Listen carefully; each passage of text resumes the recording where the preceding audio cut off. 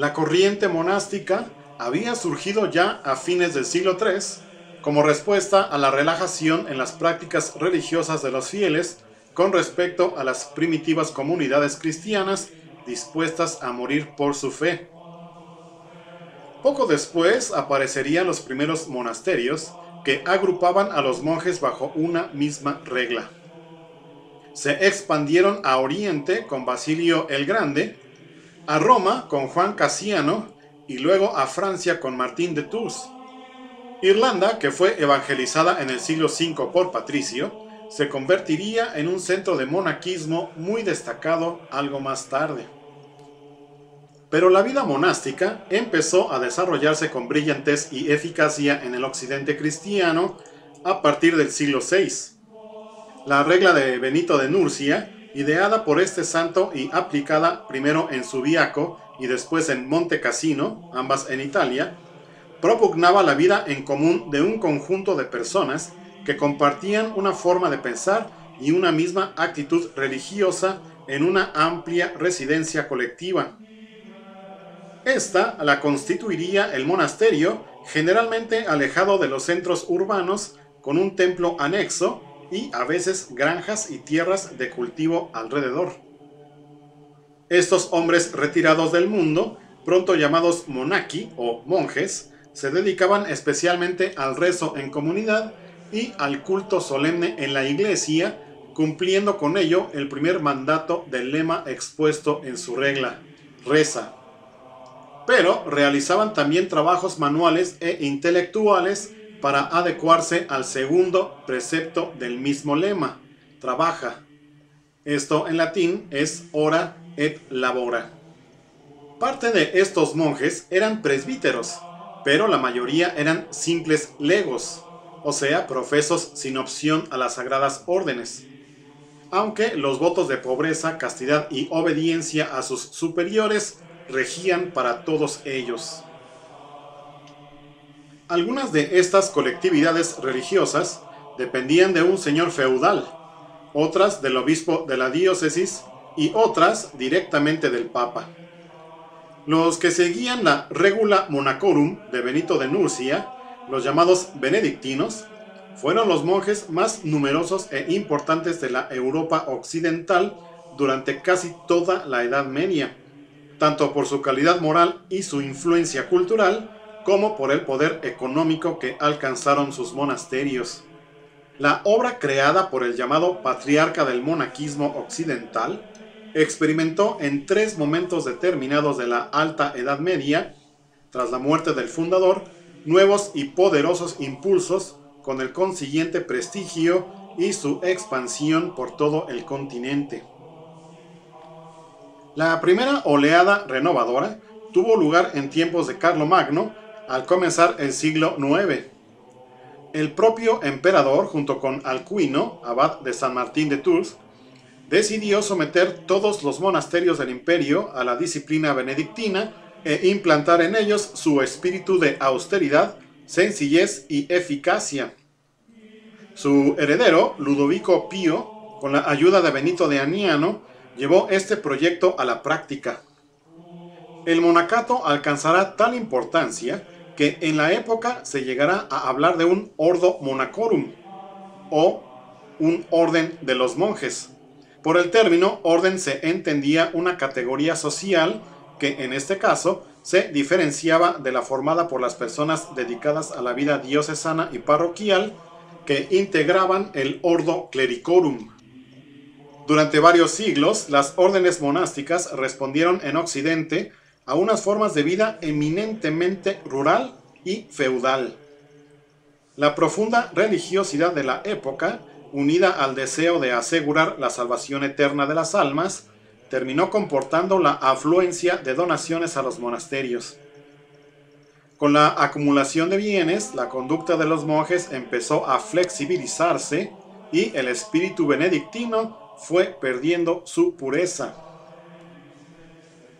La segunda oleada tuvo lugar en Francia un siglo después y el impulso vino del monasterio de Cluny, creado a instancias de Guillermo de Aquitania en una zona inculta y solitaria llamada en latín Cluniacum.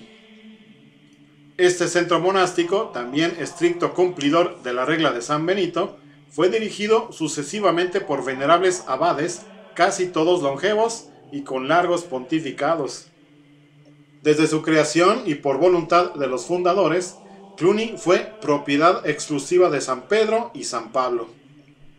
Era por tanto una comunidad religiosa bajo la protección directa del papado, independiente de reyes u obispos. Este hecho permitió que se convirtiera en la principal impulsora de la reforma eclesiástica emprendida durante los siglos X y XI. La regla cluniacense imponía a los monjes una dedicación exclusiva a la oración y el trabajo, ora et labora. De los monasterios benedictinos surgieron en estos años inventos y mejoras que revolucionaron la agricultura. El ciclo de los cultivos pasó de bienal a trienal. Se mejoraron los enganches para los animales de tiro, se inventó la herradura, se descubrió un nuevo tipo de arado con ruedas, pasó a utilizarse la fuerza hidráulica para mover los molinos, los utensilios de hierro fueron sustituyendo a los de madera, entre otras muchas cosas. En este ambiente se roturaron nuevas tierras, decrecieron las hambrunas, se mitigaron las epidemias y aumentó la población. Creció también el número de hombres libres, comerciantes y artesanos, y se dinamizó la actividad mercantil con la apertura de nuevas rutas. El nacimiento del arte románico estuvo vinculado directamente a los postulados de esta reforma religiosa. Una de sus principales manifestaciones artísticas fue la construcción de la iglesia del monasterio, modelo que se extendió a otras edificaciones. Estos templos eran sobrios, pero sólidos y permanentes. El material más empleado era la piedra, y también desprovistos de ornamentación. Las iglesias románicas se convirtieron en fortalezas de Dios. Con el tiempo, una fiebre constructora se apoderaría del occidente cristiano y las primeras catedrales se construirían siguiendo las premisas de un románico más evolucionado. Cluny se convirtió, por otra parte, en un refugio del conocimiento tanto religioso como pagano. Sus monasterios se encargarían de recopilar y conservar los volúmenes que los monjes fueron copiando a lo largo de la Alta Edad Media. Otras comunidades monásticas europeas imitaron pronto la organización y la vida de los cluniacenses y se subordinaron o federaron a la abadía original. Así fue como la orden se extendió por toda Borgoña, Aquitania y la región de París, e incluso fuera de Francia. Más que una orden, Cluny llegó a convertirse en un imperio monástico dotado de una rígida centralización antes desconocida. Logró influir no solo en Roma, sino también en las cortes de distintos reinos cristianos. De hecho, el abad, elegido de por vida y a la cabeza de una organización con plena autonomía, se convirtió en un personaje con más poder que el de muchos reyes. Hugo, que rigió la orden de 1049 a 1109, tan longevo, influyente y famoso como sus antecesores, actuó en Roma al servicio de dos papas que habían tenido relación en su juventud con los cluniacenses. Gregorio VII, enfrentado al emperador de Alemania por la cuestión de las investiduras, un conflicto entre ambos con motivo de los nombramientos de obispos y abades, en el que el poder secular había intervenido hasta entonces, y Urbano II, quien fue el promotor de la Primera Cruzada. Pero, junto con su poder, creció también su patrimonio. Las cuantiosas donaciones otorgadas por los monarcas europeos se tradujeron en un desmesurado enriquecimiento ya a principios del siglo XII. La decadencia moral de los cluniacenses llevó a algunos hombres religiosos de aquel tiempo, como Robert de Molesme, Etienne Harding y Bernardo de Claraval, a reformar el monaquismo.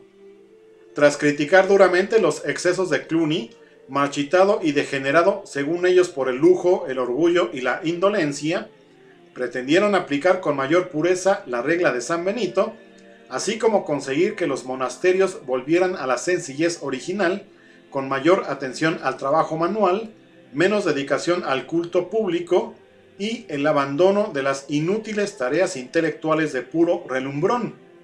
Sería el tercer gran impulso de reforma monástica en la Alta Edad Media. Por haberse iniciado en un lugar llamado en latín Cistercium, en francés Citeaux, los monjes reformadores fueron conocidos como cistercienses. En realidad, el centro de sus actividades y el modelo a imitar por los restantes religiosos de su tiempo no solo fue Citeaux, sino también el monasterio de Clairvaux o Claraval, regido desde el año 1115 por el enérgico abad Bernardo, reconocido como maestro por casi todos los cristianos de Occidente y elevado a los altares. Pronto, la distribución geográfica de esta orden superó a la cluniacense, de España a Palestina y de Italia a Inglaterra.